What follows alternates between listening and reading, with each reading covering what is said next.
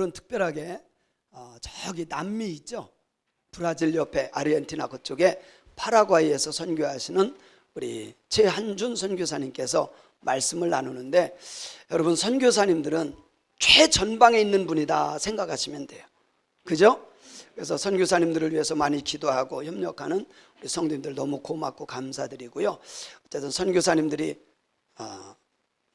사역에 성공해야 하나님 나라가 온 땅에 퍼지는 줄로 믿습니다. 우리 선교사님 나올 때에 큰 박수로 환영하며 맞이하도록 하겠습니다.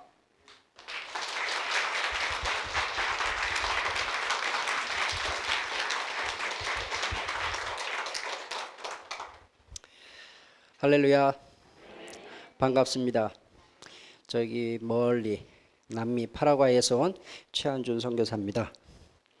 오늘 제가 느헤미야 1장 1절에서 9절까지 이 말씀 가운데는 사실 여러 가지 내용들이 담겨져 있죠. 저희들이 꼭 해야 될 일들, 기도하면서 금식하며 기도하고, 또 마지막 9절에 보면 내 계명을 지켜 행하는 자들에게 어떻게 하신다 하는 그 말씀까지, 이 말씀을 오늘 나누고자 한다면은 사실 제가 많은 것을 할 수 있고 준비 실력이 뛰어나지는 않지만 그래도 할 수 있는데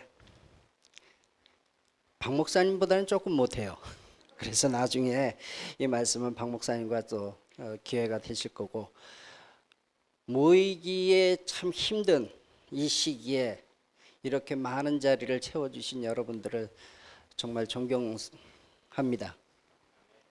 그런데 이 시간에 오늘 말씀을 가지고 많은 것을 이렇게 심적인 부담을 드리기보다는 쉬어가는 주일로 이 파라과이에서 하나님께서 저를 통하여서 행하신 그 일들을 나누면 오늘은 조금 더 편안하게 말씀을 좀 들을 수 있지 않을까, 그렇게 생각합니다. 그래서 조금 길게 해도 되겠습니까?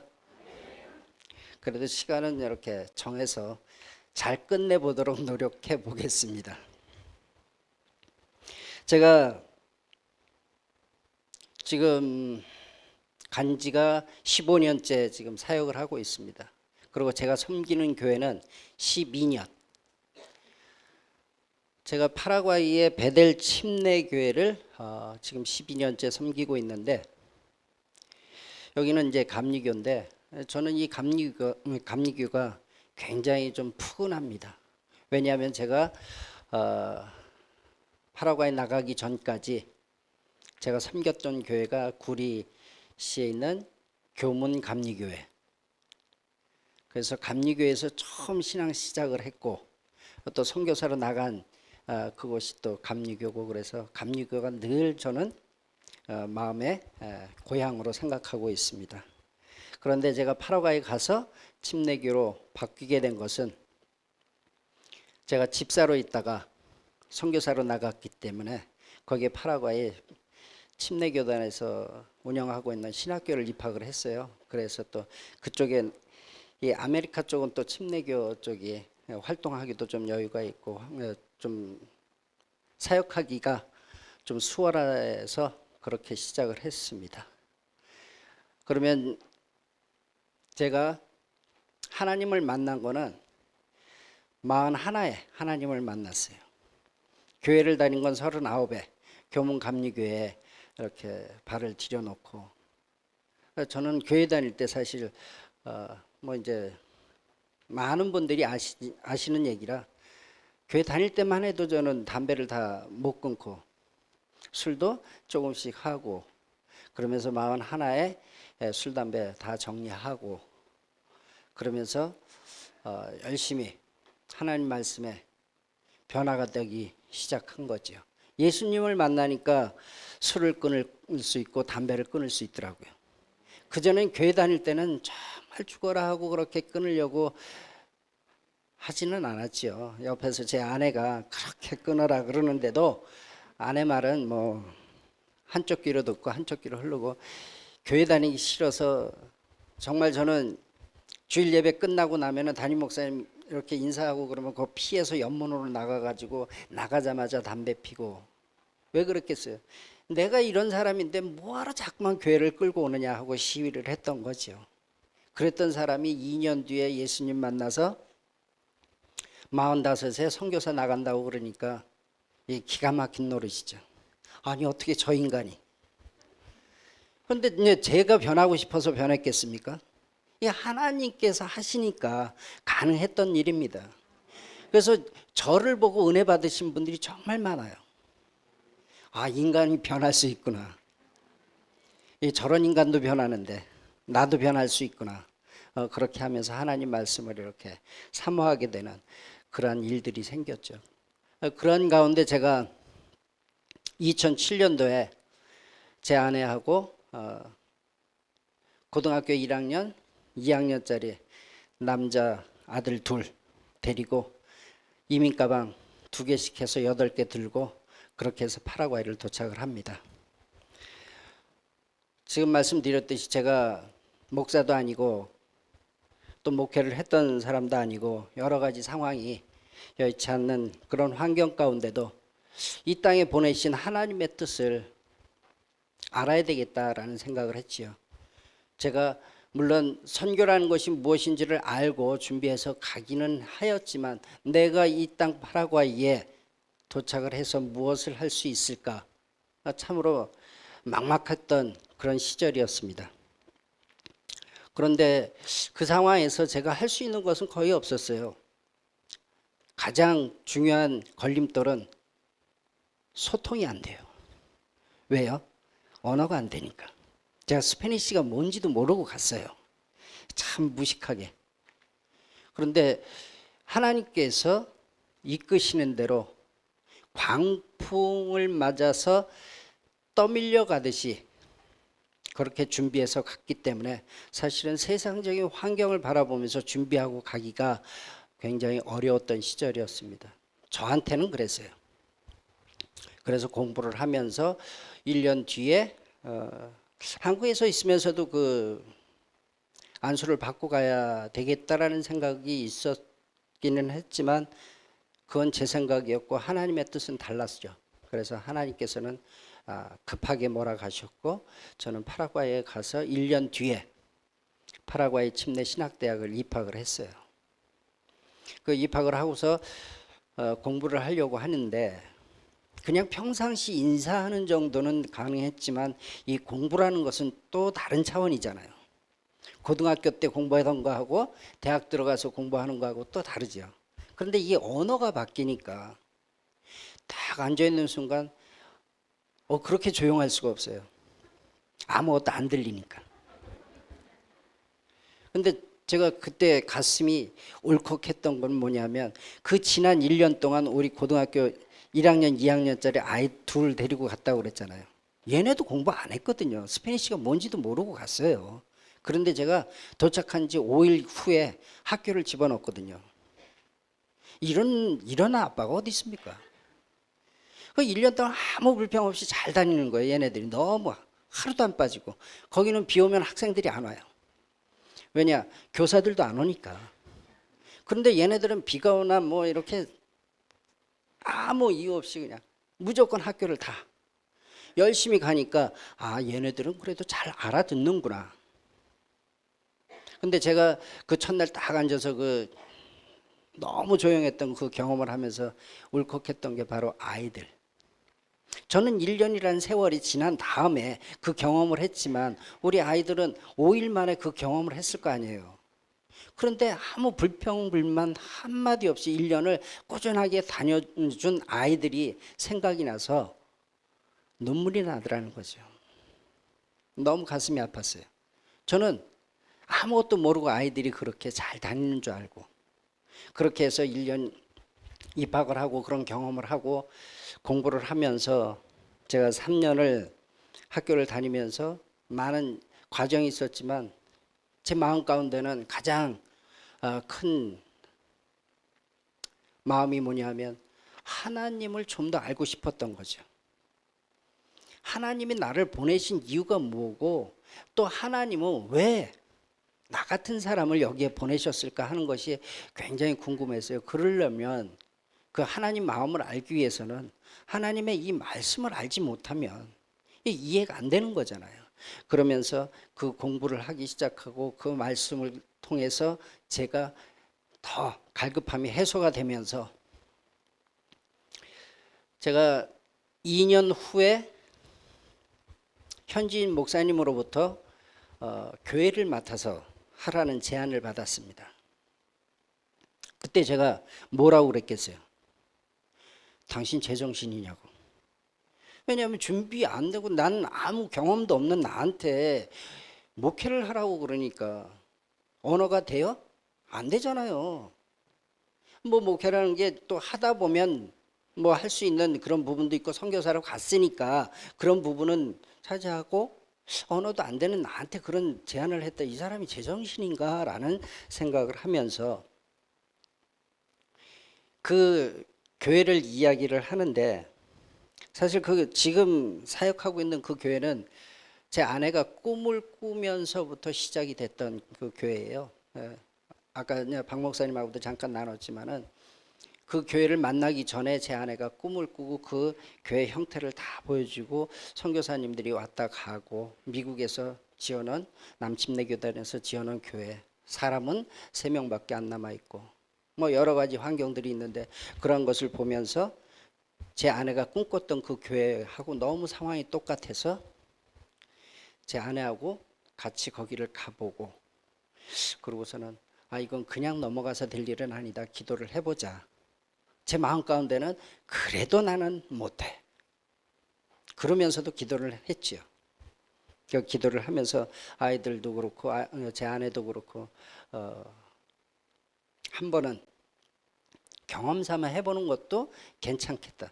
그래서 제 마음껏에는 이게 뭐 하나님 사역을 경험 삼아 해볼 일은 아닌데 어쨌거나 그래서 제가 집중적으로 좀 기도를 해야 되겠다 해서 그 교회에 가서 금식하면서 기도하겠다고 보따리를 싸서 그 교회로 갔어요.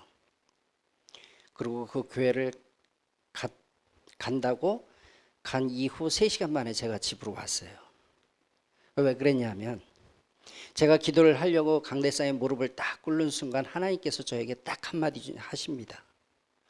내가 하마 너는 여기 있기만 해라. 제가 더 기도를 할 수가 없었어요.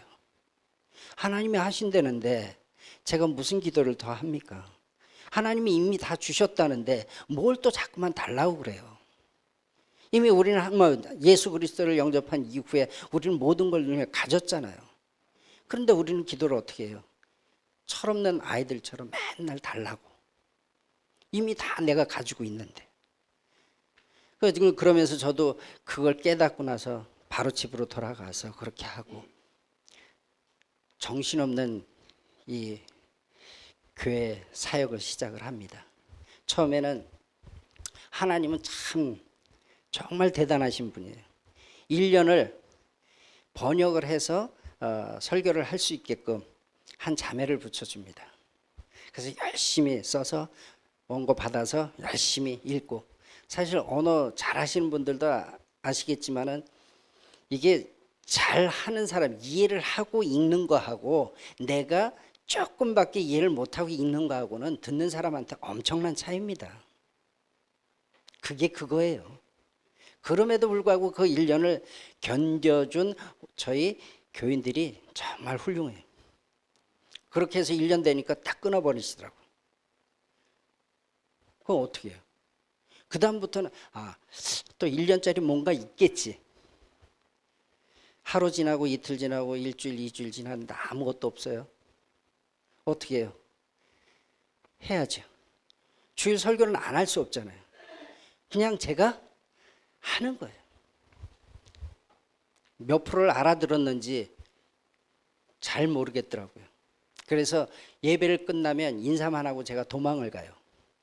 뭐 얘기를 하면 제가 말을 해줄 수가 없으니까 제가 교인들을 피해 다닐 정도로 표신하지 않게 그렇게 2, 3년이 지난 다음에 제가 궁금하잖아요.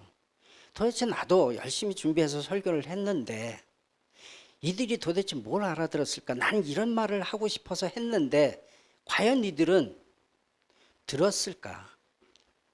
그런데 우연하게 저희들이 이제 같이 식사하고 그러는 자리가 있어서 이제 얘기하다가 그 전에 제가 하고 싶었던 그 말들을 뭐 어떻게 해서든지 어법도 안 맞는 그런 걸로 전달은 했다라고 했지만 분명히 못 알아들었을 거야라고 저는 생각을 했어요. 그런데 그 교인들 입에서 옛날에 뭐 이렇게 얘기하면서 제가 하고 싶었던, 그리고 그 설교에 했던 그 핵심적인 내용들을 얘기를 하더라는 거죠.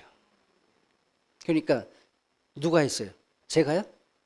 저는 한 게 없어요. 성령님께서 도우시니까 제가 대충 얘기를 해도 기가 막히게 알아듣는 거예요. 그리고 또 저희 교인들이 스페니쉬만 쓰는 사람이 있으면 다행인데 현지 언어를 써요. 과라니어라고. 나이 드신 분들은 스페니쉬를 못 알아들어요. 그런데 이 교인들 몇몇 안 되는 그 교인들 중에는 이게 빨리 또 캐치하는 분들이 있어요. 그런 사람들 한 사람씩 꼭 붙여주십니다. 그러면 그 사람이 듣고 대충 얘기해도 듣고 정확하게 설명하고 그걸 또 현지어로도 설명을 하고, 그러면서 제가 다시 한번 하나님 앞에 무릎 꿇고 기도하기를, 하나님이 하시는군요. 저는 여기 있는 것으로 해서도 하나님께서 저를 이렇게 세워주시는군요 라고 하면서 감사 기도를 올렸던 그 기억이 있습니다. 그렇게 해서 제가 말씀으로 은혜가 되고 제가 말씀으로 변화가 된 그것들을 깨달으면서 이제 성도들의 마음을 보기 시작하는 거죠. 이 성도들도 얼마나 이 말씀을 알고 싶어 할까. 저는 그렇게 생각을 했는데 막상 성도들은 공부하기 싫어해요. 저도 사실은 공부하기 싫어합니다. 그런데 해야 되잖아요. 해야 내가 하나님의 자녀답게 사는 게 무엇이고 하나님이 나에게 원하시는 게 무엇인지를 알아야 하나님 나라를 위해서 일을 할 거 아니에요. 우리가 100명이 앉아 있는다고 해서 그 100명이 다 똑같은 일을 한다면, 우리 신체 구조로 봤을 때 다 눈이 되고 싶다라면, 다 입만 된다면 누가 이 손가락이 되고 누가 이 발가락이 되겠습니까? 그런 자기의 그 사역을, 하나님께서 주신 그 사역을 제대로 이해를 하면 연합하여서 선을 이룬다 하신 그 말씀대로 하나의 지체가 되고 하나의 공동체가 하나가 돼서 하나님께 영광을 올려드릴 수 있는 일이 되잖아요. 그래서 그것을 말씀을 가지고 가르쳐야 되겠다 해서 하나님께서 저에게 주신 비전이죠. 그래서 1대1로 공부를 시작을 합니다. 출애굽기서부터 시작해가지고 한 주에 11명 가르치니까 매주 가듯이 가고, 뭐 토요일 날은 4명, 주일날 뭐 3명, 이런 식으로 해서 11명 가르치고, 그 가르친 성도들이 나중에는 또 다른 교인들을 가르치게 되고, 그러면서 지금은 그 공부 시작한 지가 한 8년 되는데 출애굽기는 한 97% 지금 공부 다 했고, 한 50%는 또 2권 정도, 그 다음에 한 5% 정도는 3권. 그래서 2명은 지금 4권까지 공부를 하고, 그 4명은 지금 제가 없는 이 시간에도 열심히 성도들을 가르칩니다. 가르치는 숫자가 4명, 5명씩. 많은 사람들은 5명, 2명, 1명 계속해서 가르치고. 왜 이 말씀으로 이렇게 양육이 되어야 되는가 하는 것을 저에게 주신 비전은 그거예요. 많은 프로그램도 있고 많은 사역들이 있지만 그 사역이 잘못됐다 좋다, 뭔 제 사역만 옳다가 아니라 저에게 주신 비전입니다. 언제 어디서든지 하나님의 말씀을 깨달은 자만이 하나님과 늘 함께 할 수 있는 거잖아요. 그래서 그 힘을 가지고 선교사가 있을 때만 은혜가 충만하고 선교사 없을 때 은혜가 충만치 않는다면 저는 그 사역은 잘못됐다라고 생각을 하는 거죠. 제 나름대로 평가를 그렇게 합니다. 그래서 끊임없이 공부를 하고 그러면서 가장 중요한 거는요, 그 파라과이에 있는 성도들의 삶이 변하기를 바랬던 거죠. 하나님께서 주신 비전인 거예요. 첫째 삶은 정말 하나님 자녀답게 사는 것이 무엇인가, 그리고 또 세상 속에서 내 위치가 어디며 내가 어떻게 해야 하는가를 깨달아지는 거죠. 하나님 말씀을 모르면, 그리고 또 지금 우리 코로나 시대에 모이기도 힘든 이때 파라과이도 그렇게 여유롭지는 않았죠. 요즘은 뭐 150명, 야외에서는 150명, 실내에서는 100명까지 모이고 그러는 거, 뭐 예배 드리는 거 전혀 문제 안 됩니다. 인구가 700만 명이에요. 근데 땅은 저희 대한민국의 4배, 남북한 합쳐서 2배. 그런데 인구는 700만. 그런데 거기 코로나 환자가 하루에 1,500명. 그러면 대한민국의 이 수치와 이 파라과이의 수치 엄청난 차이가 있거든요. 그럼에도 불구하고 그들은 예배에 대한 그러한 제재는 전혀 하지 않습니다. 물론 이 천주교의 영향도 있죠. 왜냐하면 그들은 국교로 천주교 영향을 받았기 때문에 25년 전 그게 이제 폐지가 되고 자유화가 됐는데, 어찌 됐건 그러한 환경 가운데 3개월 동안 아무 활동도 못한 그 상황이 딱 끝나자마자 저희 교인들 입에서 나온 소리가, 이제 우리 예배 드릴 수 있으니까 예배 드리자 하는 이야기를 저희 교인들 입에서 나옵니다.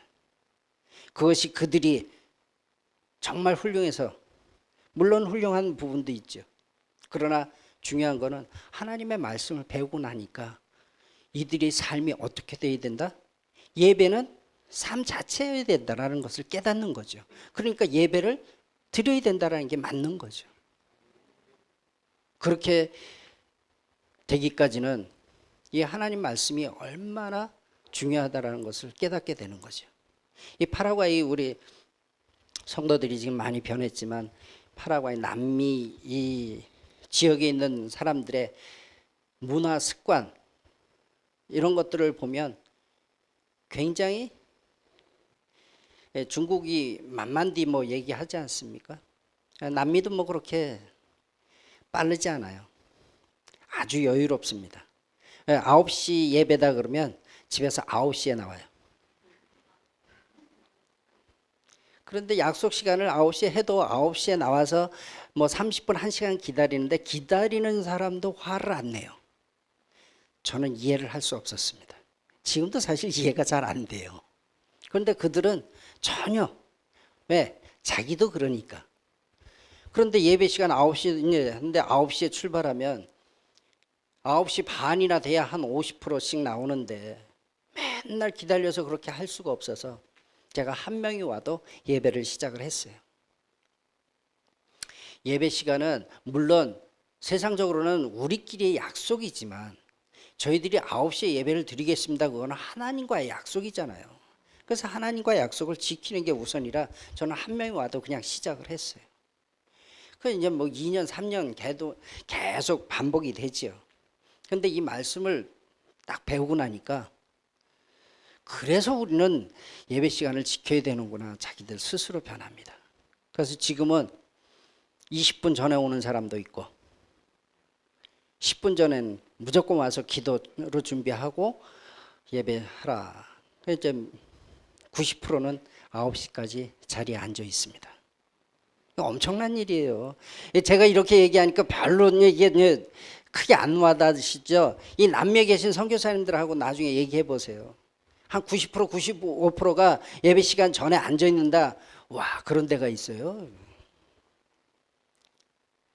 근데 이 말씀이 들어가니까 사람이 변하는 거예요. 그 체험을 누가 했습니까? 저부터 했잖아요. 제가 그 말씀의 체험을 하고 제가 이렇게 변하니까. 그래서 저희 교인들한테도 변할 수 있다. 그리고 제가 파라과이 가서 제일 많이 들은, 한인 선교사님들한테 제일 많이 들은 이야기가, 이 사람들은 하루 벌어 하루 먹고 사는데 무슨 헌금을 해? 11조 헌금 20%, 교인의 20%를 하면 정말 훌륭하다. 제가 이런 얘기를 들은 거예요. 저는 당연한 줄 알았습니다. 왜? 뭐 보이는 환경이 다 사람 눈으로 보는 건 똑같으니까. 근데 한 번은 제가 생각을 하는 거죠. 하나님 말씀에 11조는 하나님 명하신 거잖아요. 사실 우리가 10분의 1을 하나님께 드린다. 이 생각부터가 바뀌어야 된다는 거예요. 다 우리 모든 건 다 누구 거? 그러면 10의 9가 내게 아니라 하나님께서 10의 9를 나에게 주신 거잖아요. 내가 10의 1을 하나님께 드리는 게 아니고 공부를 하니까 그렇게 바뀌는 거죠. 저희 교회가 11조 다 합니다. 사실은 아멘 할 일이 아니죠. 당연한 일인데. 그리고 헌금도 하고. 제가 그것을 시켜서 했다? 절대 하지 않는 일인데 스스로 깨닫는 거죠. 하나님 말씀이 사람을 변화시키고 아 이게 그래서 하나님 말씀이 이렇구나라고 아니까 11조도 하게 되고 저희 교회가 땅은 그렇게 크지 않습니다.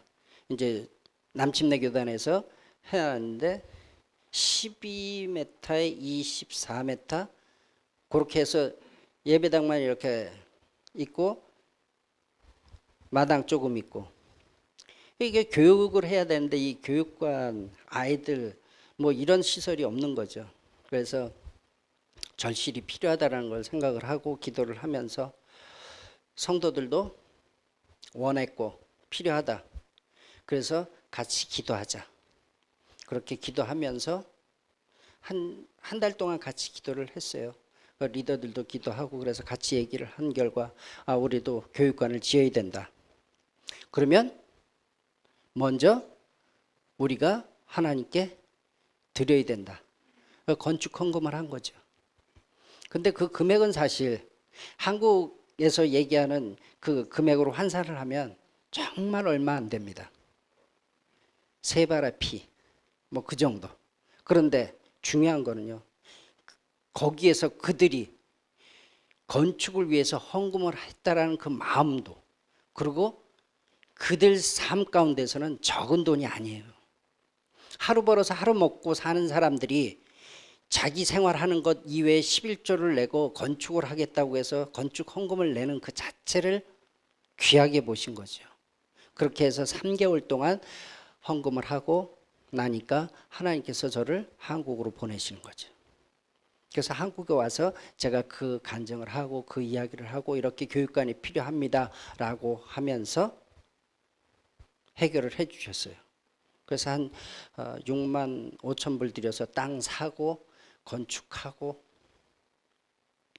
그렇게 해서 지금 계속해서 그곳에서 제가 없는 동안에도 계속 말씀 서로 가르치고 배우고 그렇게 지금 너무 열심히 잘하고 있는 거죠. 제가 지금 한국 나와서 지금 두 달 반 정도 됐는데 저희 교인들 리더들이 알아서 설교 다 합니다. 준비 다 하고 그리고 교회 보수공사까지 다 하죠. 제가 없어도 그 헌금 회계 정리하는 것도 자체적으로 다 합니다. 이 기적이래요. 다른 선교사님들 말에 의하면 기적이랍니다. 그 돈을 현지인들이 그 돈을 맡아서 안 쓰고 자기가 안 쓰고 그 교회를 위해서 유지한다라는 것은 기적이라고 얘기를 합니다. 그런데 저는 그렇게 보지 않습니다. 하나님의 자녀들은 착해요. 원래 착한데 세상이 힘들게 하니까 안 착하게 살았던 것뿐이죠. 그 말씀으로 변화되니까 본성이 나오는 거죠. 우리는 다 누구의 자녀입니까? 하나님의 자녀잖아요. 하나님이 선하시잖아요. 저희들도 당연히 선하지요. 그 본성을 찾아준 거예요. 하나님 말씀을 통해서. 그러다 보니까 그들이 지금 많은 것들을 감당하고 다 해요. 처음에는 제가 망치질 다 했죠. 지금은 하나도 안 합니다. 조금 못 좀 봐고 그러면은 다 해결돼요. 제가 일을 시키는 사람이 아니라 이제는 스스로 보여지는 거죠. 옛날엔 제가 저기 못을 박아야 되는 거 저만 보였는데 심하면 어떤 다른 선교지 같은 데는 그 선교사님한테 전화해가지고 그런데 야, 네 교회 저 뭐 천장 떨어졌으니까 가서 수리해 뭐 이렇게 얘기한대요. 근데 그게 정말 보편화된 얘기입니다. 당신이 지은 교회니까 당신 교회지. 그래서 저희는 아까 박 목사님 그 말씀하시더라고요. 주님의 교회. 제가 여기에 있는 것은 말씀을 사역을 하기 위해서 있는 거고, 파라과이에 있는 성도들에게 제가 얘기합니다. 당신들도 똑같이 주님의 교회에 각 역할을 맡은 사람들이기 때문에 이것은 우리가 관리하는 주님의 교회라는 것을 명심해야 된다는 거죠. 그 이해를 합니다. 이 말씀이 들어가고 나니까 그걸 이해를 하고 우리가 원했던 그 일들이 행해지는 거예요. 그렇게 해서 저희 교회가 그렇게 성장을 하고 좋은 환경을 열어가니까 주변에 있는 현지인 목회자들이 부러워합니다. 그래서 하루는 저에게 그쪽에 와서 어떻게 그 교회를 하고 있는지 또 말씀 사역은 어떻게 하는지 오리엔테이션을 좀 해달라고, 그래서 가겠다고 얘기를 하고 거기 지역을 확인해 보니까 7시간 반 정도, 8시간을 운전을 해야 돼요. 브라질 국경까지 저를 불렀습니다. 그래서 또 열심히 달려갔습니다. 한 번 내지는 2번이면 되겠구나. 저는 그렇게 생각을 하고 거기를 가서 열심히 강의를 해줬죠. 그랬더니 계속 좀 해달라고. 매달 8시간을 운전을 해서, 그래서 제가 흔쾌히 대답을 했죠. 하겠다고. 제 실력이 좋아서도 아니고 아직도 언어는 부족합니다. 그럼에도 불구하고 하나님께서 저에게 주신 비전이에요. 제가 파라과이를 딱 도착을 했을 때 저에게 주신 그 그림이, 저는 파라과이 저희 교회만 보여주시면 할렐루야 땡큐 이런 마음으로 있었는데 하루는 남미 전체를 딱 보여주시는 거예요. 저는 그때 뭔지 몰랐어요. 파라과이가 남미에 있으니까 남미를 보여주셨구나 하고 저는 생각을 했죠. 근데 시간이 흐를수록 제 환경이, 그러니까 제가 움직이는 반경이 점점 넓혀지고 있다는 것을 저는 요즘 느끼고 있는 거예요. 그러면서 두렵습니다. 남미 전체를 보여준 것에 대한 두려움이 있죠. 다 돌게 하실까 봐. 그래도 주시면 해야죠. 그래서 매달 첫 주는 페드로 후안 까발리에로라는 그 국경 지역까지 갑니다. 그래서 일주일 동안 사역을 하고 그러고 오고, 셋째 주에는 4시간 걸려서 또 다른 지방을 가서 한 3일 사역을 하고 오고, 지금 또 기다리는 데도 있는데 이제 시간 스케줄 조정을 지금 하고 있는 거죠. 그래서 제가 사역을 하는 가장 중요한 것은 하나님의 말씀을 나누는 거예요. 나만 잘 먹고 잘 살자가 아니라 같이 잘 먹고 잘 살자.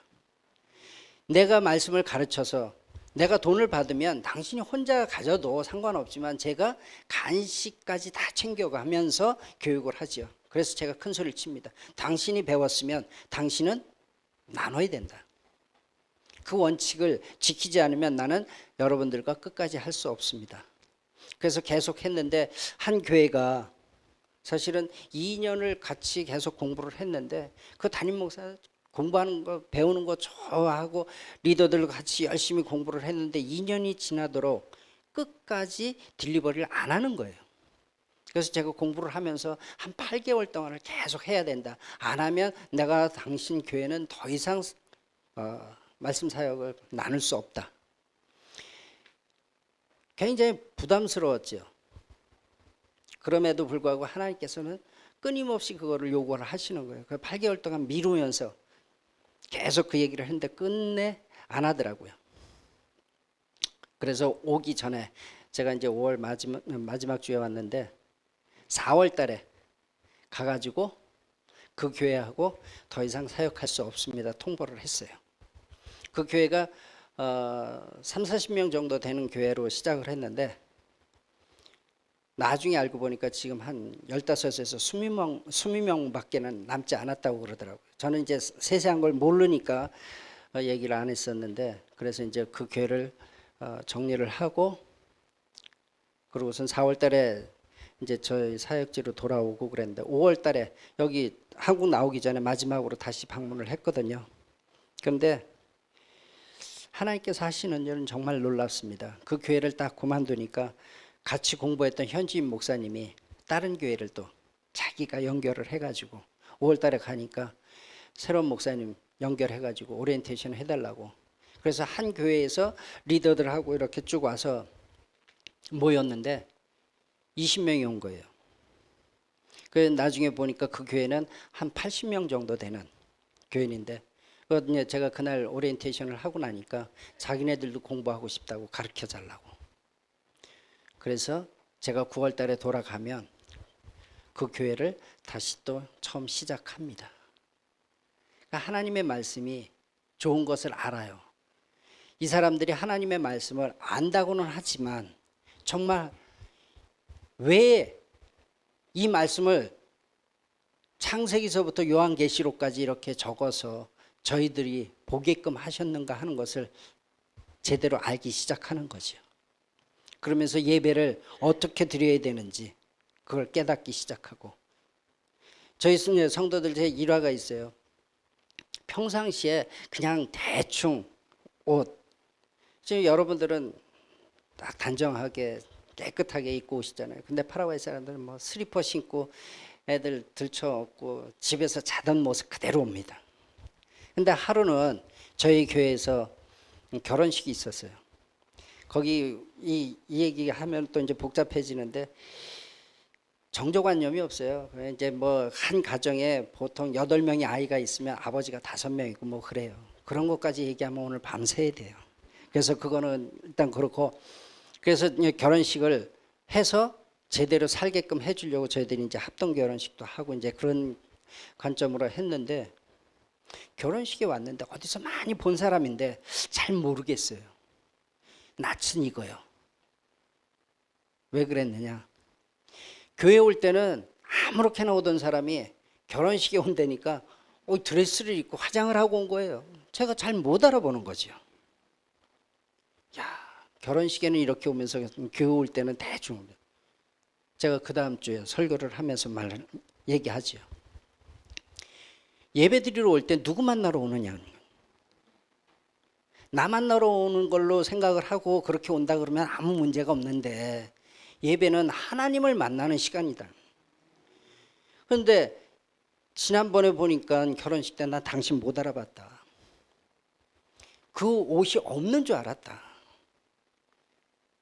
하나님을 만나는데 최소한 좋은 옷을 사서 입으라는 게 아니라 내가 가지고 있는 것, 최고의 것들을 깨끗하게 해서 오는 것이 하나님에 대한 마음의 준비하는 거 아니냐, 그걸 표현하는 거 아니냐, 최소한에. 그러면서 이 하나님의 말씀을 깨닫고 나니까 그 다음부터는 옷들을 챙겨 입고 오기 시작합니다. 입술이라도 바르면, 여자분들은 입술만 발라도 다르잖아요. 어떤 남미 사람들은 더 이렇게 윤곽이 뚜렷하고, 아프리카 분들하고 또 달라요. 남미는 그런 개성이 있습니다. 그러면서 마음을 어떻게 가지고 오느냐 하는 것을 내 겉모습으로도 표현을 하라는 거죠.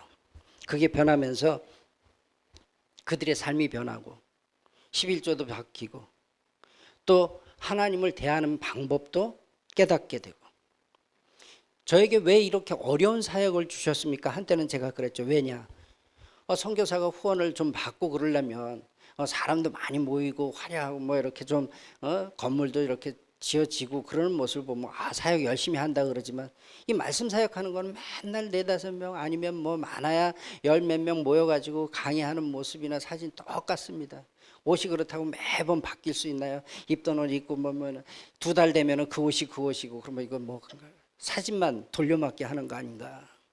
이런 환경인 거예요. 그래서 다른 분들보다도 더 경비는 사실 제가 더 많이 들어가거든요. 8시간 운전하는데 물로 가지 않잖아요. 기름도 열심히 넣어야 되고 간식도 챙겨가야 되고.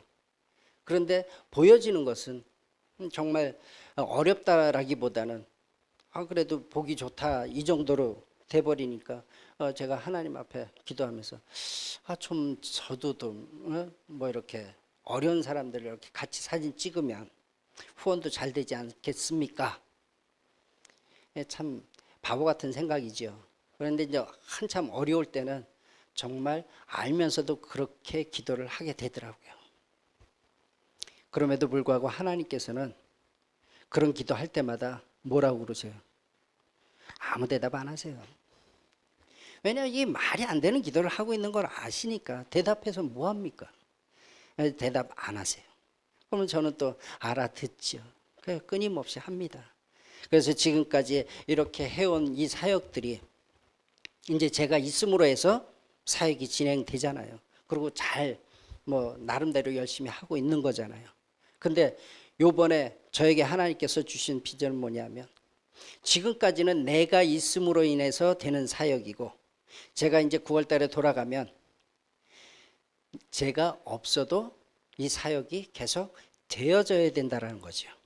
그래서 이제는 선교사인 제가 중심이 됐지만 이제는 현지 목회자들 중심으로 사역이 진행되어야 된다는 거죠. 그러면 제가 있으나 없으나 이 하나님의 말씀은 끝까지 흘러간다라는 거죠. 저에게 이러한 비전을 주신 걸 늘 감사하게 생각합니다. 저는 가장 중요한 거 하나님의 말씀이잖아요. 시작과 끝이 하나님의 말씀이잖아요. 그래서 그것을 할 수 있게끔 해주시고 그렇게 불평불만했던 저에게도 끊임없이 하나님은 채워주세요. 풍족하지는 않지만 꼭 필요한 만큼은 어려우면 어려운 대로 끝까지 달려가다 보면 하나님께서 하나님의 계획을 이루시겠죠. 저는 거기에 그냥 쓰여지는 도구일 뿐입니다. 그런 도구들이 가끔은 아이고 조금 두 달에 펴고 살고 싶습니다. 이런 투정을 부리는 거지요. 그런 것조차도 하나님께서는 들으시고 또 위로해 주시고 그래서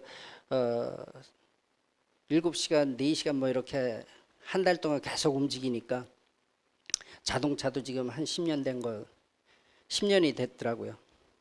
이제 자동차도 좀 바꿔야 되고 또 제가 없어도 돼야 되는 이 사역은 제가 있음으로 해서 사역하는 건 제가 움직이면 되지만 제가 없을 때는 현지 목회자들이 중심이 돼야 되는데 그들이 있어야 할 공간이 필요한 거죠. 그래서 그 센터에 대한 비전을 또 주셨어요. 그래서 브라질 국경에 있는 곳에다가 센터를 지어서 그 현지 목회자들이 그곳에서 끊임없이 같이 협력하고 또 많은 주변에 있는 교회들이 와서 공부를 할 수 있고 제가 그 국경 지역에 보내주신 이유를 요즘에 와서 완전히 깨달았어요. 똑같은 지역인데 왜 거기를 보내셨는가 하는 것을 깨달은 게 뭐냐면 거기 교인들은요 국경 지역이다 보니까 이제 검문소 뭐 이런 게 없어요. 거기는 이쪽 도로는 파라과이, 이쪽 도로는 브라질. 뭐 박 목사님 왔다 가셨으니까 아시죠. 그냥 왔다 갔다 하고 그냥 브라질 넘어서 일도 하고 그래요. 그러다 보니까 거의 90%가 포르투갈어를 합니다. 스페인어 하죠. 브라질 포르투갈어 하죠. 그 다음에 현지인 과라니어 하죠. 그 교회에 또 청년 하나가 있는데 일본 친구예요. 아버지가 이민을 와가지고 일본어 아주 잘하더라고. 스페니쉬를 잘해요. 포르투갈도 잘해요. 저는 스페인어 하나만 가지고 요 사람들만 붙들고 씨름하면 이 사람들이 브라질까지 다 점령한다는 거죠. 하나님께서 왜 거기를 보내주셨는지 이제 알았어요. 파라과이뿐만이 아니라 브라질까지도. 브라질은 이게 성령 충만한 것을 워낙 좋아해가지고 이단이 아주 엄청나게 흥왕합니다. 그들을 해결할 수 있는 것은 말씀밖에 없다라는 거죠. 그래서 그 일을 하게 하시고 그렇게 해서 그런 비전을 주셔가지고 제가 지금 돌아가면 그 작업을 시작을 합니다. 지금까지는 제가 있음으로써 제 중심으로 돌아갔던 사역이 이제는 현지인 중심으로. 제가 교회를 처음 시작하면서부터도 저에게 주신 계획을 주셨어요. 10년에서 15년을 사역한 이후에는 현지인에게 목회를 이양한다라. 근데 그게 불가능하잖아요. 한국에서도 사실 그런 시스템을 이어가려면 불가능한데 저에게 그런 거를 주셨는데 한 7년, 8년 지났는데 아무것도 안 보이는데 10년, 15년 후에 그 안에 현지인 목회자를 세운다. 야, 이건 내가 잘못 들은 거구나. 이렇게 생각을 했는데 재작년에 저희 교회 청년 한 명이 신학을 하겠다고. 그래서 이 신학을 하는 게 얼마나 중요한지 아느냐. 6개월 동안 같이 기도해보자. 그 6개월 후에 그래도 하겠다고 그래서 고등학교 졸업하자마자 신학교를 보내고 그 신학교를 보내서 지금 2년 지나서 3학년. 제가 12년 사역하고 있다고 그랬죠. 늦어도 2년 후에는 안수를 받습니다. 그러면 15년 안에 가능하잖아요. 누구를 불러와서 넘기는 게 아니라 제가 양육을 해서.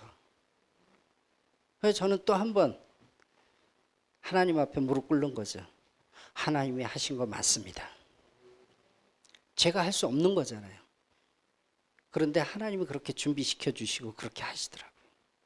그래서 그 단계에서 지금까지 제 있는 중심에서 이제는 제가 없어도 되는, 지금 섬기고 있는 베델교회도 그렇고 두 지방에 있는 그 목회자들과 리더들도 그렇고 그것이 하나님께서 준비한 그 사역, 그것이 계속 이어지기를 저는 간절히 원합니다. 오늘 새광명교회에 와서 이렇게 말씀을 나누게 하신 것도 여러분들과 더불어서 또 여러분들이 생각나실 때 파라과이를 생각하신다면 제가 오늘 나눴던 이 기도 제목들, 이것이 또 여러분들이 함께 기도를 해주신다면 제가 또 큰 힘이 돼서 더 빨리 하나님의 사역을 준비할 수 있지 않을까, 저는 그렇게 생각을 합니다. 그래서 오늘 정말 드리고 싶은 말씀은 이 지도자를 세우는 것이 얼마나 중요한가. 이 한 명의 지도자 때문에 그 공동체가 살고 죽는 그런 일이 있잖아요.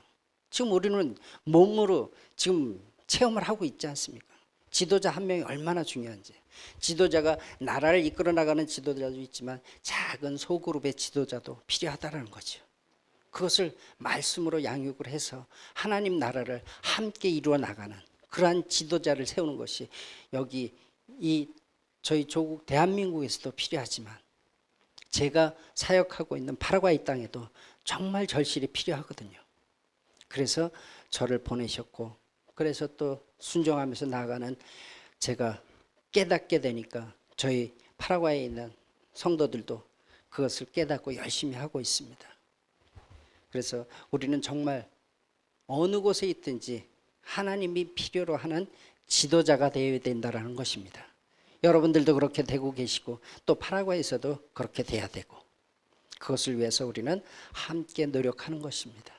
그래서 그것이 누구 한 사람을 위해서가 아니잖아요. 하나님 나라를 위해서 하나님께서 명하신 것을 순종하며 나가는 거기 때문에 여러분들과 더불어서 함께 기도하면서 또 나가는 그러한 놀라운 역사가 있기를 주님의 이름으로 축원합니다. 기도하겠습니다.